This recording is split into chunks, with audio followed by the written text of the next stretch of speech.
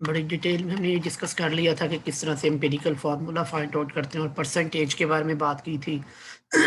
तो ये एक एग्जांपल थी कार्बिक एसिड की, इसको भी बड़े डिटेल में हमने डिस्कस किया था। नेक्स्ट आज चलेंगे, इसमें हमारे पास आता है जो आज का टॉपिक है, उसमें है empirical formula from combustion analysis. ठीक है, तो welcome Syed Hasan Rizvi. Thank you sir. बस सर म्यूट हो जाएं आप जी, बस बड़ी मेहरबानी, जज़ाकल्लाह खैर। अच्छा, ये यहाँ पे जब हम इसकी बात करते हैं कंबस्टन एनालिसिस, कंबस्टन के से कोई बात जहन में आती है आपकी कि कंबस्टन का मतलब क्या है? कंबशन यानी जलना सर। जलना, वेरी गुड, उसको बर्न करना या उसको आप कह लें कि जला देना। ठीक है, बिकम टू एन ऐश और उसको उसमें कन्वर्ट कर देना। हम इसको क्या नाम देते हैं? कंबस्टन एनालिसिस में इसको हम डील करेंगे। क्या बता रहा है? Those organic compounds. अब आपको पहली बात है कि ऑर्गेनिक कंपाउंड्स के बारे में क्या होते हैं? Anyone knows, raise his hand, what is the meaning of organic compound? What are organic compound? जी जी, Nishan. Organic yes compound sir. वो होते हैं जिसमें हम हाइड्रोजन और हाइड्रोजन के डेरिवेटिव्स को स्टडी करते हैं। हाइड्रोजन और हाइड्रोजन के डेरिवेटिव को स्टडी किया जाता है। ज़ीशान के मुताबिक ये है ऑर्गेनिक। ज़ीशान अपना माइक ज़रा म्यूट कर लें। आप बताएं Syed Hasan. Sir organic compounds वो कंपाउंड होते हैं जो कि कार्बन और हाइड्रोजन के मिलने से बनता है। Very good, well done. ठीक है Maaz, are you agree with them? जी माज, आप क्या, यस सर। कौन सही कह रहा है? ये हसन सही कह रहा है या ज़ीशान? सर दोनों थोड़े थोड़े सही हैं सर। नहीं जी, ये कार्बन वाली बात जो है ना वो ठीक है। कार्बन और कार्बन के डेरिवेटिव से जो मिलके कंपाउंड बनते हैं उन्हें हम ऑर्गेनिक कंपाउंड कहते हैं। बेसिकली कार्बन हाइड्रोजन, इसी वजह से हम इसको हाइड्रोकार्बन कहते हैं। ठीक है, और इसमें ऑक्सीजन और दूसरे कंपाउंड भी आ जाते हैं थोड़ी थोड़ी मिकदार में। लेकिन ये जो दो है ना, कार्बन और हाइड्रोजन, ये क्या होती है? इनकी बैकबोन होती है। ठीक है, तो ऑर्गेनिक कंपाउंड बेसिकली कार्बन और हाइड्रोजन से मिलके बनते हैं, जिन्हें हम हाइड्रोकार्बन का नाम देते हैं। और आगे से इन्हीं के डेरिवेटिव्स होते हैं। बेटा हाइड्रोजन का डेरिवेटिव तो उसमें हम नहीं दे सकते, विच simply consist of carbon, hydrogen and oxygen. ये देखिए, अब यहाँ पे भी वो ये बात कर रहा है, जिसमें ये तीन एलिमेंट्स या ये तीन एटम होंगे, can be analysed by combustion. The sole product will be, अच्छा जब आप इसको जलाएंगे उसके बाद में आपको प्रोडक्ट क्या मिलेगी? नंबर वन क्या कह रहा है? कार्बन डाइऑक्साइड, और नंबर टू क्या है आपके पास? Water. These two product of combustion are separately calculated. इनको हम क्या कर सकते हैं? कलेक्टेड निकाल सकते हैं और फिर बाद में हम इसको कैलकुलेट करेंगे। यहाँ तक कोई क्वेश्चन है? You can raise your hand, otherwise type no.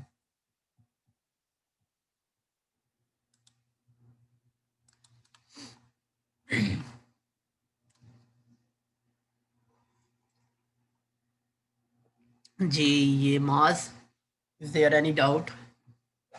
Okay Hasan. No sir. Okay जी, बेटा टाइप कर दिया करें, आपके वैसे भी पीछे माशाल्लाह मेरा ख्याल है कोई साउंड सिस्टम का प्रॉब्लम है। अच्छा आगे देखते हैं जी, ये अब वो प्रैक्टिकल है इसका, इसके बारे में बात करते हैं। The weight sample of the organic compound is placed in the combustion tube. जिस सैंपल को आपने इस्तेमाल करना है उसको आप पहले आप वेट करेंगे और उसको क्या करेंगे, इस ये ट्यूब में जो चैम्बर है इसमें सबसे पहले आप रख देंगे। ये कंबस्टन ट्यूब है, लेकिन सैंपल को रखने से पहले आपने उसका क्या करना है? वेट लाजमी कर लेना है। Then the combustion tube is fitted in a furnace. Furnace क्या होती है? जैसे आप समझ लें कि भट्टी होती है जिसमें आग जला के उसको जलाया जाता है, बर्न किया जाता है। आप कह लें कि टेम्परेचर से और इलेक्ट्रिसिटी से, किसी भी तरह से स्पार्क देके उसको वहां पे जलाया जाता है। Oxygen is supplied to burn the compound. अब जाहिर है आपको पता है कि अगर आप उसको ऑक्सीजन यहाँ से प्रोवाइड नहीं करेंगे तो फिर तो वो जल ही नहीं सकती। दिस वेरी क्लियर थिंग कि ऑक्सीजन की जरूरत पड़ेगी, बगैर ऑक्सीजन के तो बर्निंग ही पॉसिबल नहीं है। Hydrogen is converted to water and carbon is converted to carbon dioxide. अब आपके पास दो जैसे प्रोडक्ट उसने बताई थी कि हाइड्रोजन जो है वो किस में कन्वर्ट हो जाएगी? वाटर में। और जो कार्बन है वो किस में कन्वर्ट हो जाएगी, कार्बन डाइऑक्साइड में। इनको हाईलाइट कर लिए और यहाँ से हम ये हाइड्रोजन की, ठीक है, क्योंकि दोनों के साथ क्या मिल रही है, ऑक्सीजन जो आप बाहर से सप्लाई कर रहे हैं, तो ये कन्वर्ट हो जाएंगे। लेकिन हमें चाहिए क्या, कार्बन और हाइड्रोजन को हमने मेजर करना है। अब आप देखेंगे सबसे पहले तो हमारी प्रोडक्ट ही बदल गई जो हमने लेनी थी, लेकिन let's see these gases are absorb in MgClO4। एक को आप एब्जॉर्ब करेंगे, अंडरलाइन कीजिएगा इसमें, MgClO4 and 50% of KOH respectively। और दूसरा आपके पास क्या होगा, पोटाशियम हाइड्रोक्साइड होगा। एक में आपका क्या चीज़ एब्जॉर्ब हो जाएगा, वाटर, और दूसरी में आपकी कार्बन डाइऑक्साइड एब्जॉर्ब होगी। ये बेसिकली एब्जॉर्बर है। यहाँ पे देखें ये लिखा हुआ है, पहले में वाटर एब्जॉर्ब हो रहा है और दूसरे में कार्बन डाइऑक्साइड एब्जॉर्ब हो रही है। यहाँ तक कोई क्वेश्चन है, you can raise your hand, otherwise type no.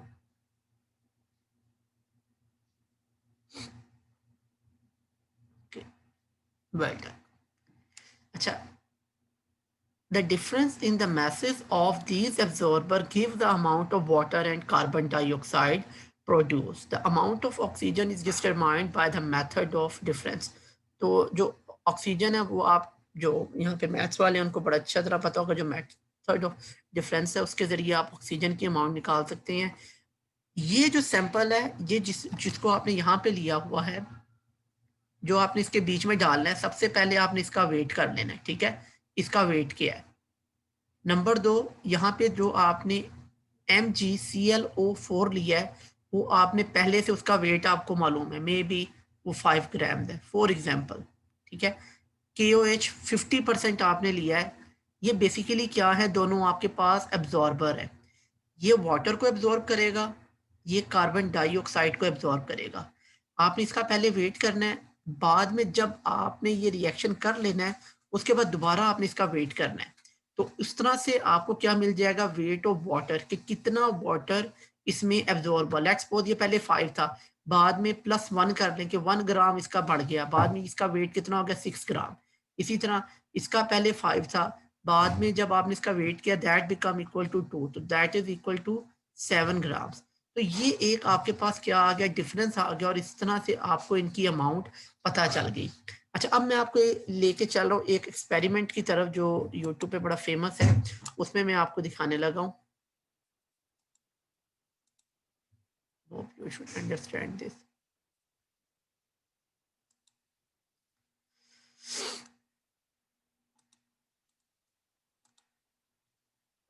ये देखिएगा जी, अभी आपको स्क्रीन नजर आ रही है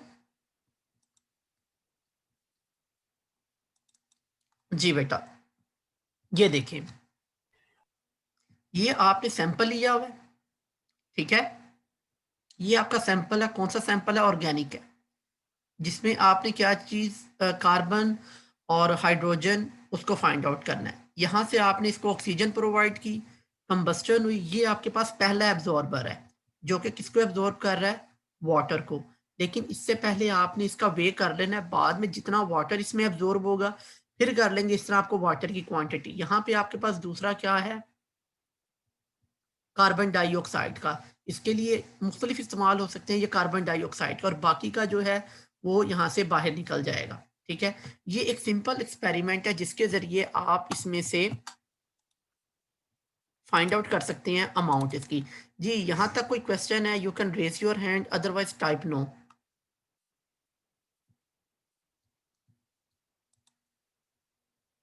नो, ओके, वेल डन। वापिस आते हैं जी बुक के ऊपर। अच्छा, यहाँ तक हमने ये सारा डिस्कस कर लिया, ये चैम्बर ट्यूब और इसमें क्या क्या है, किस तरह से। अब आपने जो काम करने हैं वो सिर्फ 2 ही हैं। पहला क्या है, following the formula are use to get the percentage of carbon. पहले आपने परसेंटेज फाइंड आउट करनी है कार्बन की, हाइड्रोजन की एंड ऑक्सीजन की। ऑक्सीजन की तो आप बड़े आराम से निकाल सकते हैं, वो डिफरेंस मेथड के जरिए।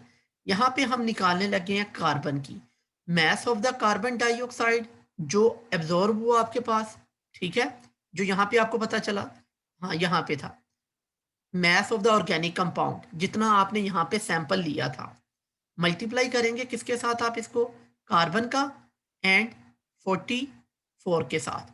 नेक्स्ट चलते हैं, ये जो कार्बन डाइऑक्साइड का है, मल्टीप्लाई विद 100। इस तरह से आपके पास परसेंटेज किसकी आ जाएगी, कार्बन की।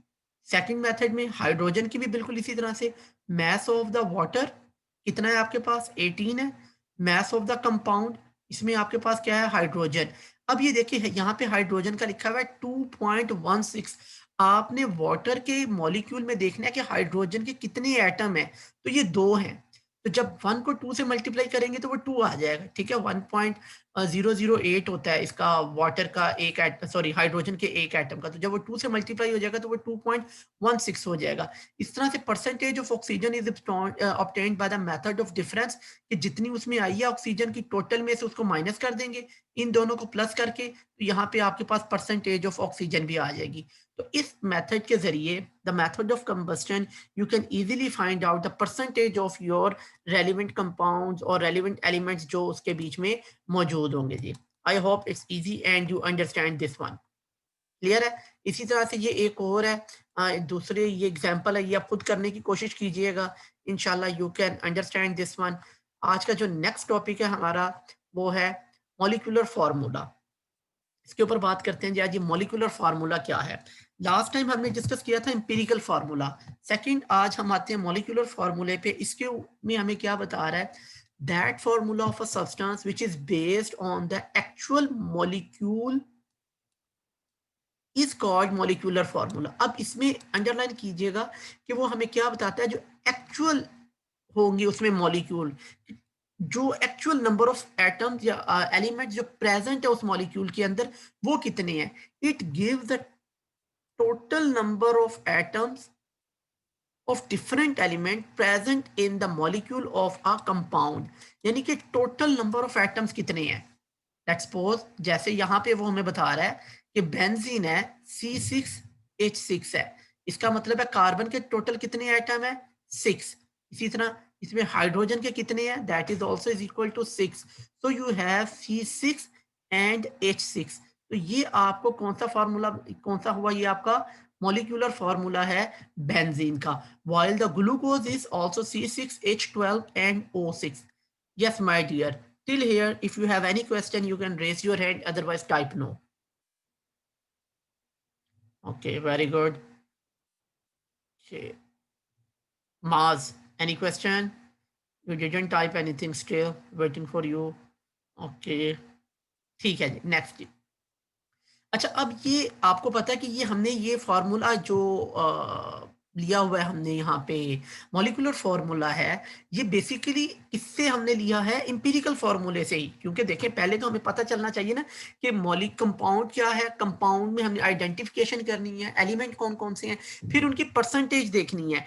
अब उसके बाद क्या कहता है, empirical formula of benzene and glucose is CH and CH2O, जो कि हमें सिंपल होल नंबर की रेशो के साथ आ रहा है।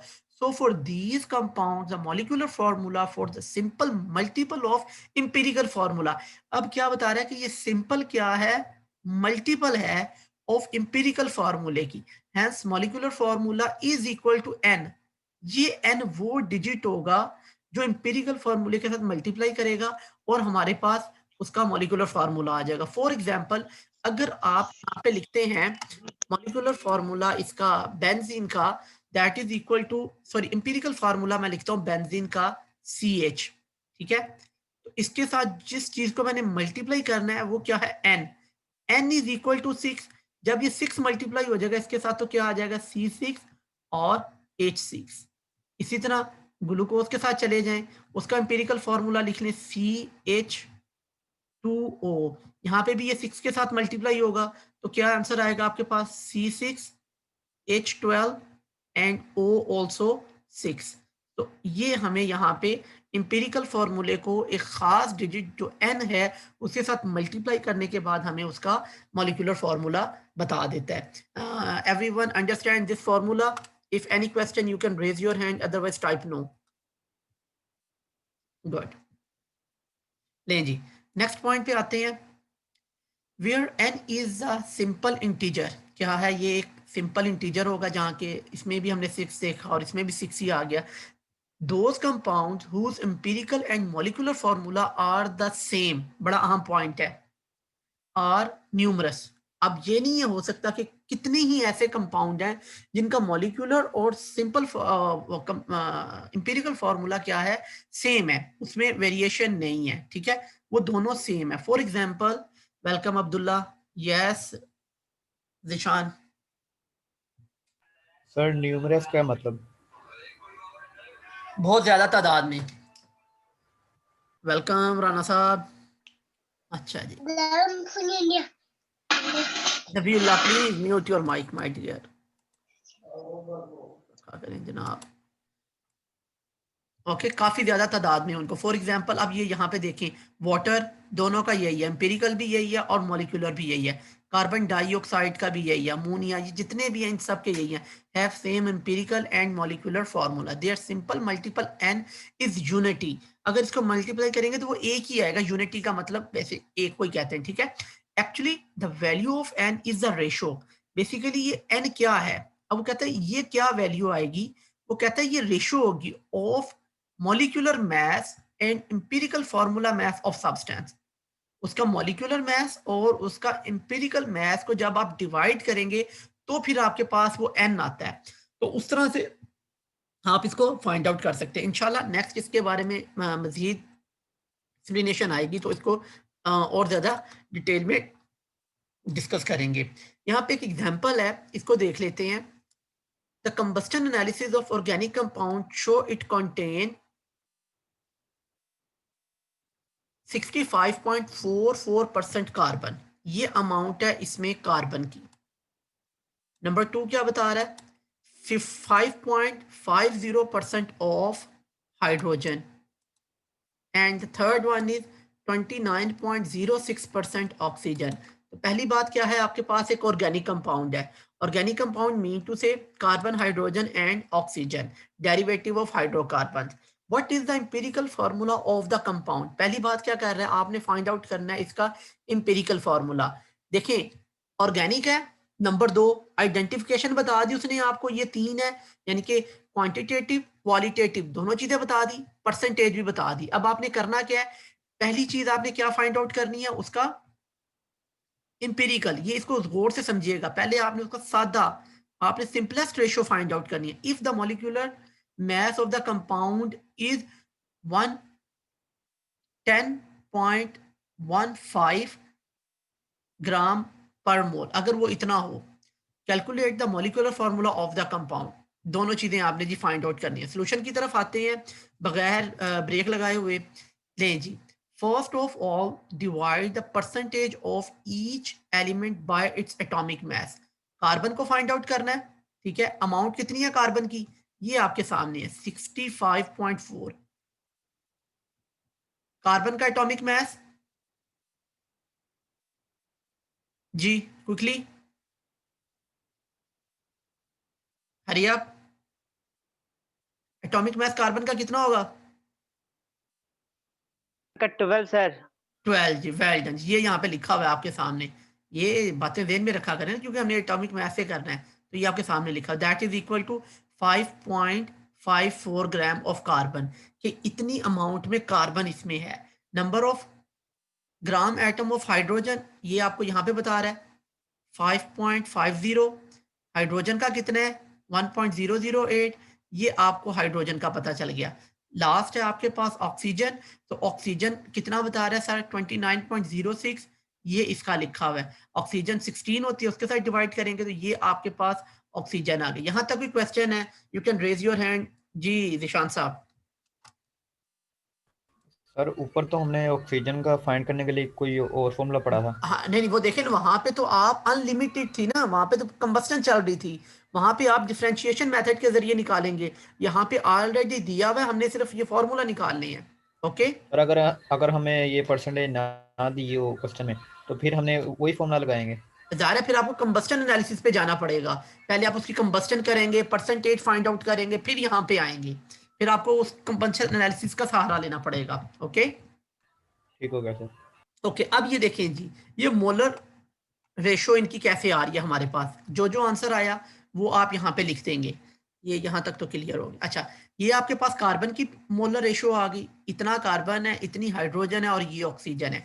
अगर आप गौर से देखें, divide the number of gram atoms by the smallest number, जो कि आपके पास क्या आ रहा है 1.82, कि अगर इनको इसके ऊपर डिवाइड कर दें तो आंसर क्या आता है आपके पास 3, 3 एंड 1। इससे हमें क्या चीज मिली कि carbon, hydrogen and oxygen are present in given organic compound in the ratio of 3, 3 and 1 की रेशो से ये आपके इसमें पाए जा रहे हैं। यहां तक कोई क्वेश्चन? तो ये इसका एक सिंपलेस्ट इंपेरिकल फार्मूला आपके सामने आ गया। Any question you can raise your hand, otherwise type no.